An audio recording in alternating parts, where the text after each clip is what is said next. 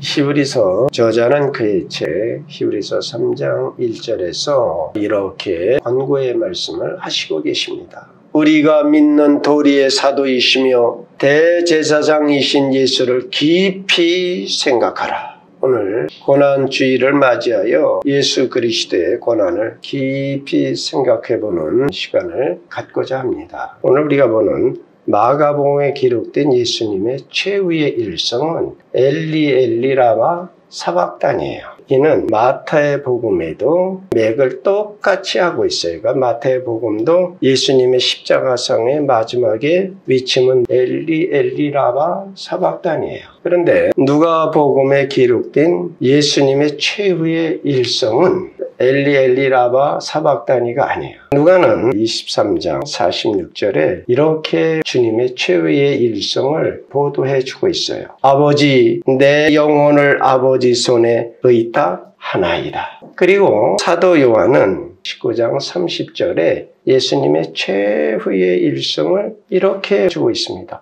다 이루었다.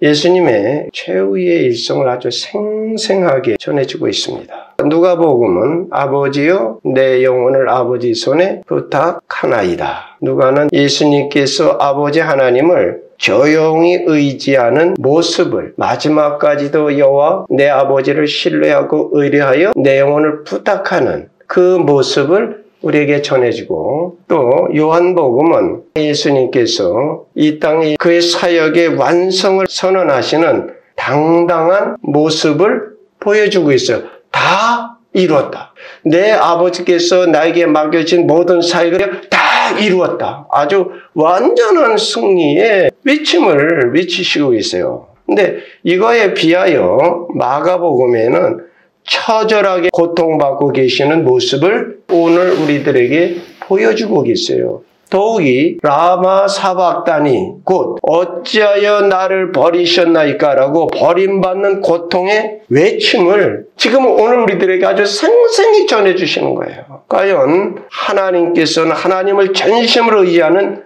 아들을 버리셨느냐? 우리의 관심이 여기에 집중이 돼야 되겠죠? 6시로부터 9시까지 안개가 예수님의 십자가를 감싸셨죠? 그때 위침해요. 엘리 엘리 라마 사박다니. 하나님 하나님 어찌하여 나를 버리셨나이까? 그 안개는 무엇이었어요? 아버지 하나님도 외면하셨다.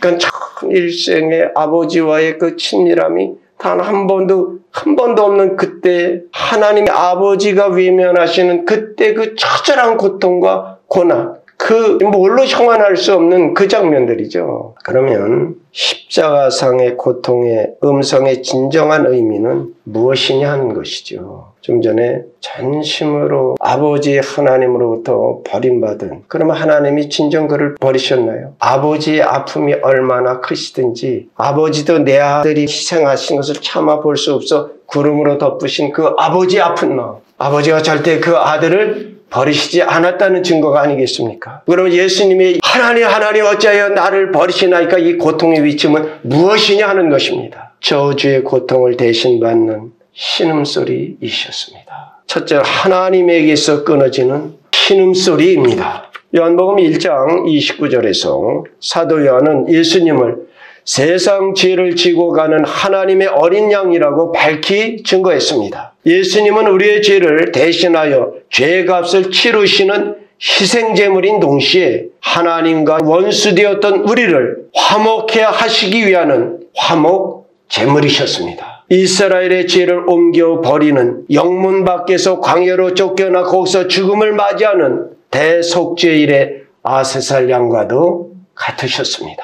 지금 예수님은 십자가상에서 바쳐진 제물이 되어서 저주의 고통을 당하고 계십니다. 저주는 하나님의 생명과 사랑에서 끊어져 하나님과 단절되는 것입니다. 인간의 최고의 저주가 하나님과 단절되는 것이에요.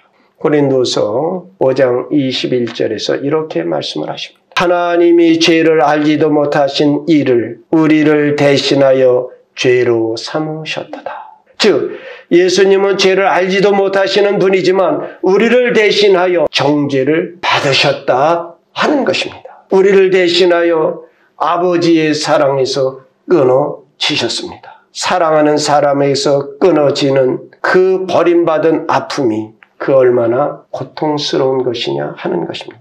우리가 부모에게서도 버림받을 때, 또 내가 내 사랑하는 남편에게서 끊어질 때 어찌 고통의 신음소리가 나지 않겠느냐 하는 것이죠. 불완전한 인간의 사랑에서 끊어져도 아픈 것인데 완전한 하나님 아버지의 사랑에서 끊어지는 그 고통은 우리의 말로 어떻게 형언할 수 없는 것이었을 것입니다. 언제 예수님의 엘리 엘리 라마 사박다니 하나님 하나님 어찌하여 나를 버리시냐 하는 이 고통의 위침은 가장 큰 고통을 받는 신음소리이셨습니다. 예수님만큼 고통과 고생과 고뇌를 당하신 분이 이 땅에 어디 있으시겠습니까? 하늘의 영광의 보좌를 비우시고 창조의 대행자께서 스스로 피조물이 되어 이 땅에 오셨습니다.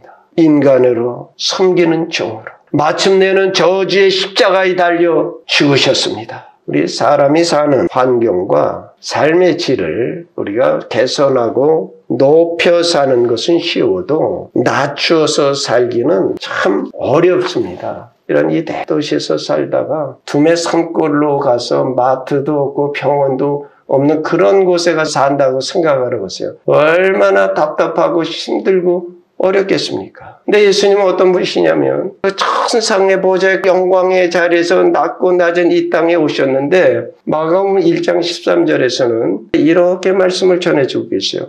광야에서 40일을 계시면서 사탄에게 시험을 받으시며 들짐승과 함께 계셨다라고 하십니다. 예수님께서 그 저주의 땅 광야에서 그것도 생명의 위협을 느끼는 들짐승과 함께 거하며 사탄에게 시험을 받으신 그 고통은 말로 표현하기 어려울 것입니다. 우리가 성경에 보면 광야에 들어갔다 광야라는 말이 참으로 많이 나오고 있어요. 그 광야가 무엇인가 영어 성경에 보면 사막으로 나오고 있죠. 근데 이스라엘의 광야는 좀 달라요. 저도 이스라엘에 가서 그것을 보았어요. 그 광야라고 하는 곳이 모래가 아니라 그냥 진흙 언덕, 진흙 산들이 쫙 있는 것인데 풀 한 폭이 나무 하나 없다. 그냥 물은 더더욱죠. 우리 차에서 내려서 첫 발을 딱 딛는데 이거 있잖아요. 숨이 탁 막힌다.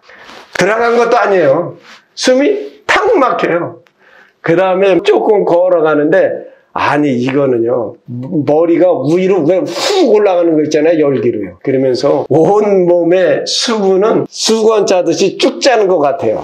온몸의 수분을 완전히 말리게 하는 그 광야라는 게 그렇게. 근데 심지어 예수님은 거기서 40일간 밤낮으로 줄이시고 여기서 짐승 그러면 또 우리가 그러죠. 아니 광야에 무슨 짐승이 요새들도 나오죠. 디스커버리 이런 데 보면 사막 사자, 사막양 있죠. 팔레스틴 이쪽 지역으로 삼손이 뭐 입지졌어요?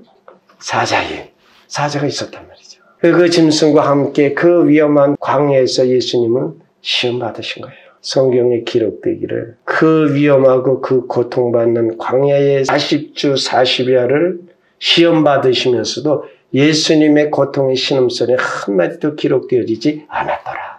그러신 예수님께서 지금 십자가에 달리셔서 고통의 신음소리를 말하고 계신 것이에요. 우리는 예수님께서 받으신 가장 큰 고통인 십자가의 처형의 고통을 이해한다라고 할지라도 예수님께서 당하신 정신적 고통과 영적 고민을 헤아릴 수는 없습니다. 납조각과 낚싯바늘 같은 쇠고리를 채찍에 중간중간 달아서 그것으로 로마 병정들이 예수님을 쳤어요. 그러니까 그 채찍이 한 번 맞으면 어떻게 돼요? 그것이 감겨서 잡아당기면 살이 그냥 묻어나는 거예요. 그냥 매 맞아서 먹는 정도가 아니라 살이 찢어지고 가죽이 묻어나는 수모와 그뿐이 아니죠. 예수님 십자가에 달았는데 자기 동족 하나님 백성이라고 하는 유대 무리들이 뭐라고 그래요? 네가 하나님의 아들이라면 내려보라고 하는 그 조롱소리. 그때도 예수님은 어떻게 해요? 아버지요. 저들이 하는 일을 저들이 알지 못하나이다. 그뿐만이 아니죠. 유일하게 한 번도 아버지 하나님과 떨어져 보지 않고 소위 당해 보지 않고 그 사랑의 연합한 줄이 끊어지며 아버지가 위면하시는 그 위로움과 그 아픔과 그 고통이 얼마나 크셨겠는 거죠. 다시 들으십시오. 하나님 어찌하여 나를 버리시나이까.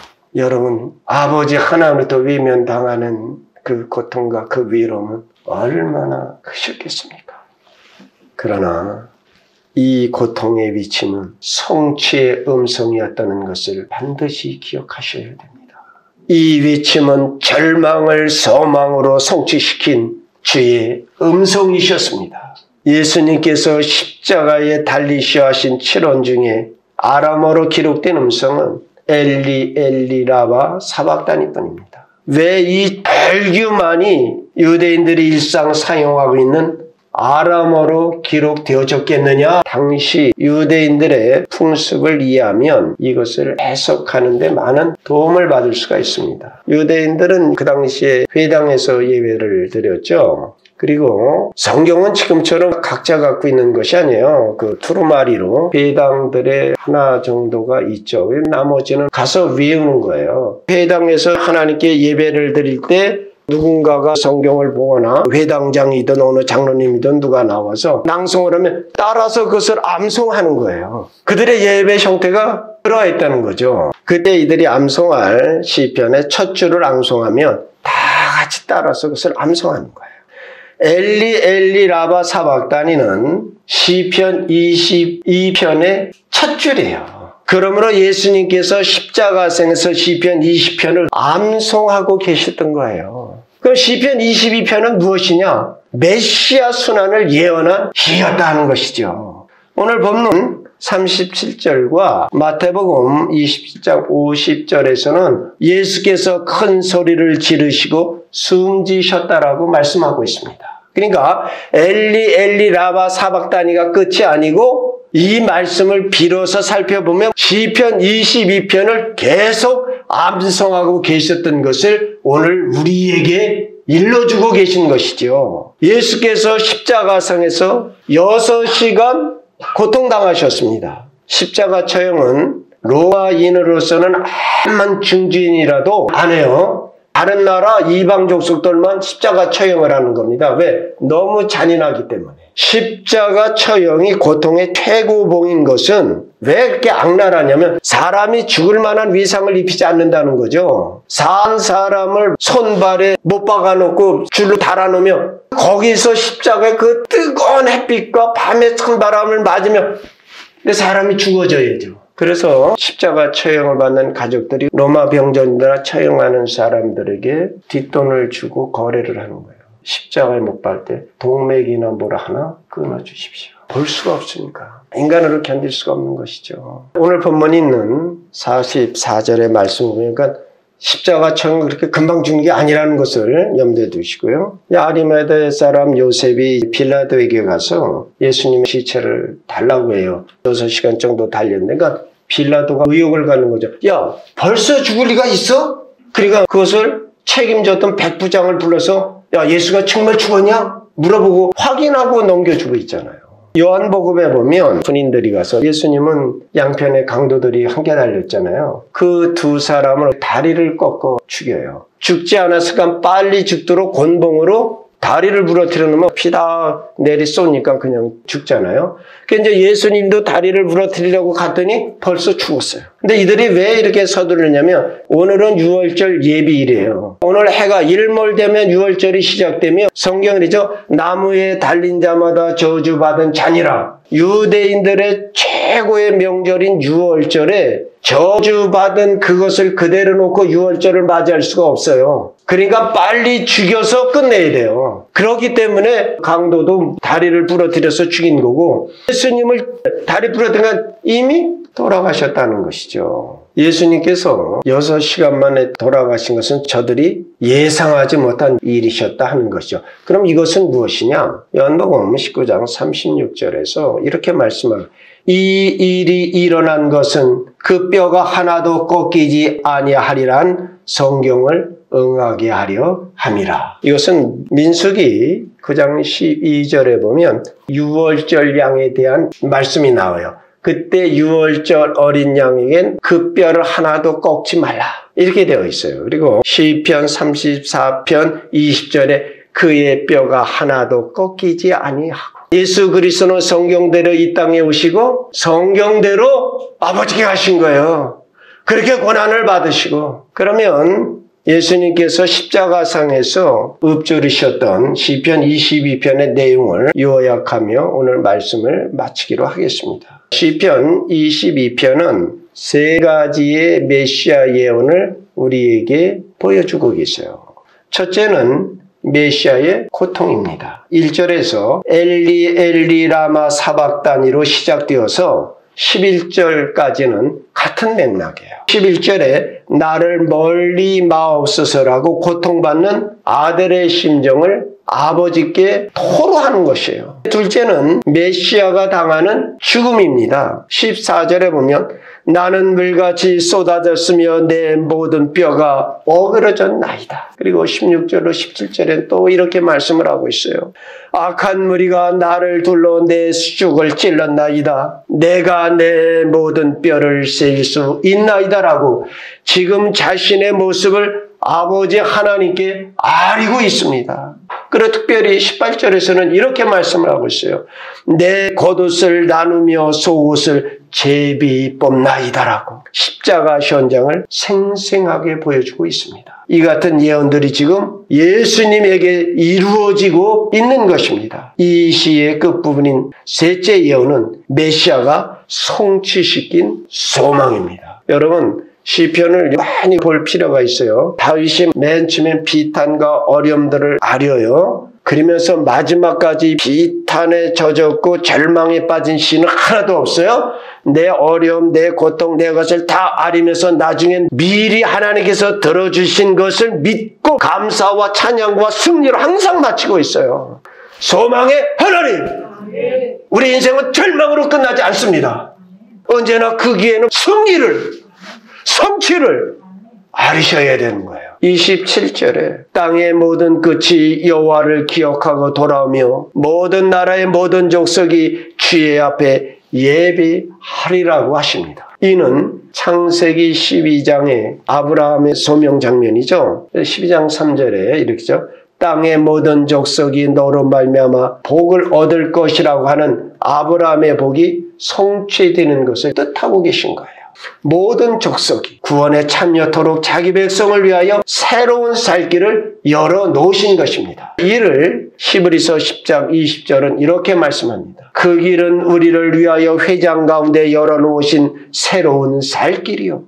회장은 곧 그의 육체니라고 하셨습니다. 이 말씀대로 오늘 본문 38절에서 보면 예수님께서 운명하실 때 성전의 지성소와 성소 사이를 가로막고 있던 회장이 위로부터 아래로 찢어져 둘이 되었다라고 말씀합니다. 성소는 일반 제사장들이 일상의 떡상, 향단 이런 것들을 하고 거기에는 수랍 천사들이 있는 회장이 있고 그 안에 지성소죠. 그 지성소는 1년에 1차 대제사장이 대속죄일에 피를 가지고 들어가는, 근데 그것을 쫙 찢어놨어요. 지성소는 하나님의 임재의 상징이에요. 하나님이 항상 임재한, 그래서 성경은 말하기를 이제 새롭고 산 길은 다시 여호와의 은혜의 장소 시은자로 들어갈 수 있는 길을 열어 놓으셨다. 예수님의 속상하심으로. 그래서 오늘도 우리는 내 의를 가지고 들어가는 것이 아니라 예수님의 피의 공로를 예수님의 피의 은혜로 담대히 은혜의 보좌에 나아가게. 그래서 히브리서 기자는 뭐라고요? 새로운 살 길을 열어주셨다. 할렐루야. 옛날에는 제사장에게 재물 갖고 가서 거기다가 안수하고 내 죄를 다 구하는 거예요. 간접적인 거예요. 이제는 예수 그리스도의 피의 공로를 힘입어 하나님께 담대히 나가게 되셨습니다. 예수 그리스도의 피로 영 단번에 그를 의지하여 나가는 자마다 참 받았습니다. 그래서 우리는 은혜의 보좌로, 내가 거룩한 대제사장으로, 왕같은 제사장으로 하나님 앞에 나가는 거예요. 그러므로 절망을 소망으로 바꾸어 놓으신 것입니다. 예수님의 절규의 위침은 시작이요, 그것은 영원한 소망을 성취시켜 주셨습니다. 예수님의 성취의 음성은 구원의, 구속의 예언을 성취시키신 음성이셨습니다. 율법의 절망을 복음의 소망으로, 저주의 절망을 축복의 소망으로, 죽음의 절망을 부활의 소망으로 바꾸어 놓으셨습니다.